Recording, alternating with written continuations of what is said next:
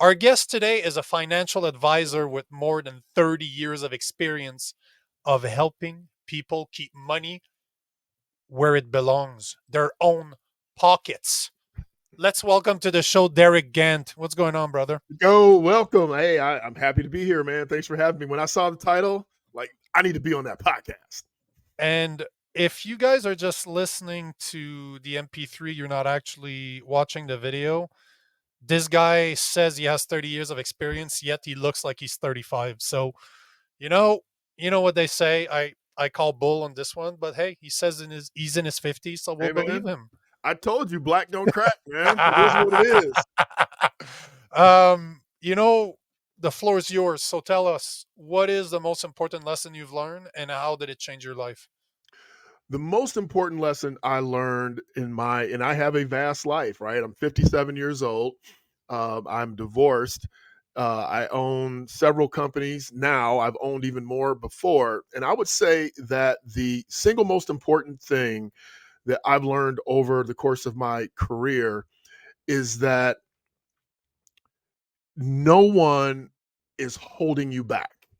No one and no thing is holding you back. And the only thing stopping you is you. And I learned that lesson as a matter of fact. I'm an ex athlete, and you blame the coaches for not recognizing your greatness. And I was married, and I'm like, man, if I go work out at 5, it was cool until we had kids. And then she's like, you got to be home. So I started working out at 6. And then she was bitching about me working out at 6 because I was in great shape. I must be going there for women. So I stopped working out, consistently and trying to please other people. And then when I got divorced, I realized that no matter where position I was in, it was my fault. She was not holding me back. Her issues with me being in shape and her not being in shape were her issues. They weren't my issues. And so when you take a look at your life and you take a look at where you're going and what you want to do, and you take a look at what here's the cool thing, right? And Nick Saban just retired, but he said this I thought was so profound. He said, you're trying to make up the difference between what you're doing and what you're capable of doing, right? And the only person screwing that up is you. And so as men, we have to take radical ownership, radical ownership for everything that goes on in our universe. I like to call it our kingdom, so that you can be a good king, right? I'm not trying to be king of the world. I'm just trying to be king of my kingdom. But if I'm constantly looking outside of myself for reasons as to why my kingdom isn't prospering, then I'm screwed. And I'm telling the other men, because men's lives matter, I got to get me one of them hoodies, right? What? I got to get one of them hoodies. Um, if you're looking outside yourself, you're falling out of order. And life is about order, right? Even when it looks chaotic. If you look at the honeycomb, right? The bee's honeycomb, it is perfectly ordered. And that's crazy because they're bees, and that represents like the design of life. And they found that same design in so many other areas of our lives, naturally, musically. And so it's really cool when you look at it. But all I can say is take radical ownership. You know, one thing I say all the time is if your life sucks, it's your fault. Amen. People don't like it. They always argue with me, but then What's their argument? it's a victim mentality. Yeah. You know, you know, if you have a victim mentality, I can't help you. You can't help yourself. That's the whole point. Can't. So, it is what it is.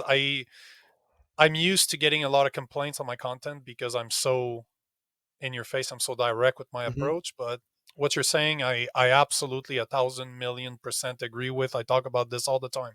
But let Okay. me ask you this: Yep. for the listeners out there that you know what they see what you're saying. They might not understand it yet, but they see what you're saying, Okay. and they would like to have kind of a first step. What is the first thing they should do right now to start taking really ownership of their actions?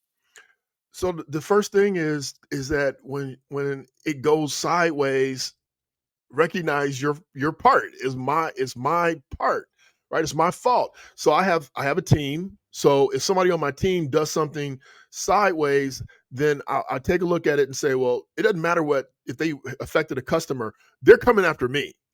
The customer's not coming after the account manager, they're coming after me. So I take ownership in that situation and handle the client first, and then I go back to my team. I'm like, hey, what happened? And where do we drop the ball, right? Where do we need to fix? But when you say what's the first step is to honestly admit that you got to go backwards and see that you were the cause in everything that went right in the past and everything that went wrong in the past. So start doing some inventory. It's the first thing you do no matter what you're trying to attack: your weight, your money, your life. Go take inventory and say, up till now I've only been taking half ownership, or up till now, I feel like, I'm not responsible for my kid if he does this. Nope, it's you. Till they leave the house, it's you, you know?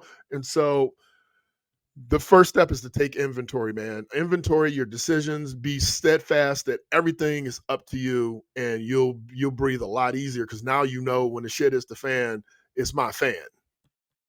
Love it. I absolutely love it. Couldn't agree with you more.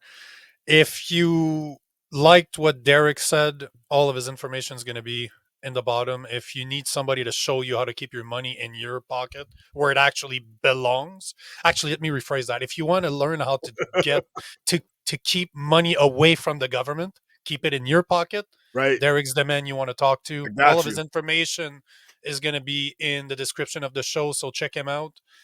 And for the listeners, if you've enjoyed this show, make sure to like, comment, follow, share, sing about it, whatever makes you happy, but put it out there. And until next time. Hey, men lives matter, baby.